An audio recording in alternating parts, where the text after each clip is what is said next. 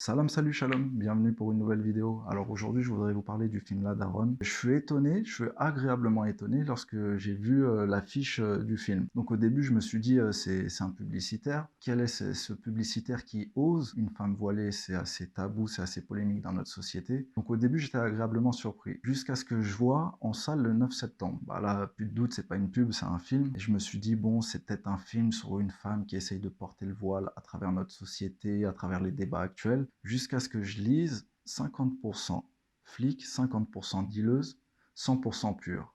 Le cinéma, actuellement, il nous apporte une critique, un regard sur notre société. Cette œuvre devient une peinture de notre paysage social. Et je peux vous dire que c'est pas du Claude Monet. Le cinéma va produire une œuvre qui va attirer des milliers, voire des millions de personnes. Ces personnes-là vont s'identifier dans le climat social qui est décrit. Le film La Daronne est bourré de problèmes sociaux. On a une héroïne principale qui essaye de subvenir aux besoins de sa famille, avec un faible revenu, à moitié déclaré, qui a sur le dos une mère malade et qui essaye de la placer dans un EHPAD qui lui pompe toutes ses économies.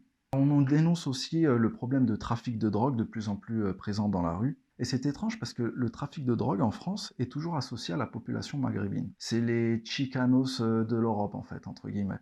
Et de manière très discrète, mais à la fois très flagrante, on va rajouter dans ça des codes religieux. Et c'est le but de ma vidéo en fait. Donc on va mélanger tous ces codes religieux avec tous les problèmes de notre société actuelle.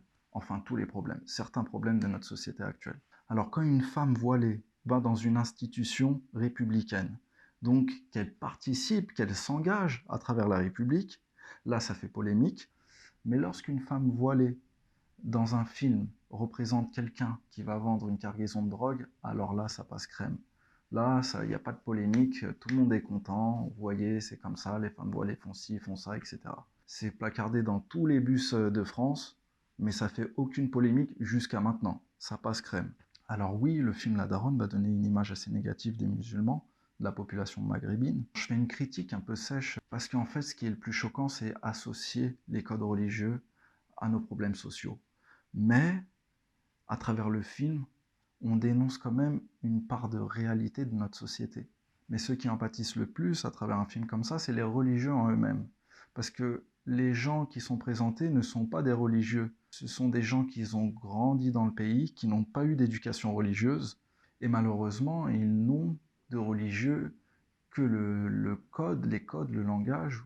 Et à travers leur comportement, ils devraient s'apercevoir que bon nombre de personnes vont prendre le bâton qu'ils tendent afin de pouvoir battre l'islam. Alors je voudrais m'attarder un peu sur le port du voile. Je trouve que dans le film, l'enseignement autour du port du voile est très bien démontré. Je m'explique parce que quand l'héroïne va commencer à porter le voile, afin d'avoir une pudeur, une discrétion, une sécurité dans ses propres affaires, je trouve que justement l'essence même du port du voile est bien expliquée. Alors certes, elle le porte pour des mauvais intérêts, mais l'enseignement est là. Elle se sent tellement en sécurité et tellement décomplexée qu'il y a une scène dans le trailer où on voit un moment, d'une manière assez hautaine, elle va dire bonjour à un policier, et celui-ci ne va même pas la calculer, et on se voit que à travers l'expression de son visage qu'il se dit mais qu'est-ce qu'elle me veut celle-là? En utilisant le voile, les regards ne sont plus portés sur elle.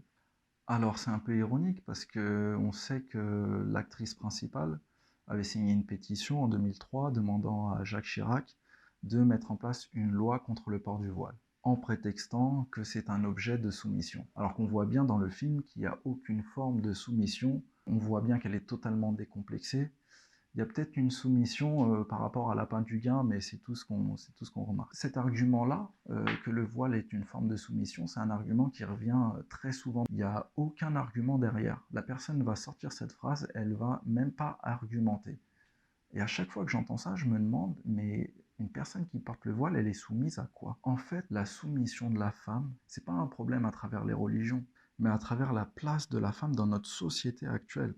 Est-ce que je dois sortir le nombre de femmes battues en France, le nombre de femmes qui sont agressées verbalement, agressées sexuellement, victimes de viols et qui sont soumises à la honte et à une blessure à vie? Est-ce que je dois sortir le nombre de femmes qui sont victimes de la tendance des réseaux sociaux et qui se déshabillent de plus en plus afin d'avoir une popularité, afin d'avoir des vues, afin d'avoir des gains? Est-ce que je dois sortir le nombre de femmes qui complexent à travers l'image de la femme objet qu'on voit tous les jours dans les magazines, à la télé, dans les réseaux sociaux? Est-ce que je dois parler du nombre de femmes qui sont soumises à une jalousie excessive lorsque leur conjoint sort dehors, tellement l'adultère est partout? J'ai le sentiment des fois que ceux qui parlent du voile comme une forme de soumission sont en fait des personnes qui ont un complexe d'infériorité et qu'ils essayent justement de projeter ce complexe sur les autres. Donc si on porte le voile, on est soumis à quoi? On est soumis à rien. C'est une technique pour faire complexer les gens. C'est une technique un peu de mentalisme qu'on vous rabâche à chaque fois pour que vous vous sentez mal dans votre peau. Qui est soumis à quoi?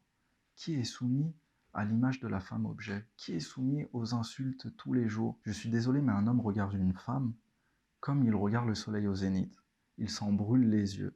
Il ne peut rien voir autre que sa beauté. Il devient aveugle à tout le reste et à son réel statut. Alors quand je vois une femme avec un voile, je vois noblesse et pudeur. Sur ce, n'hésitez pas à partager dans les commentaires. Assalamu alaikum.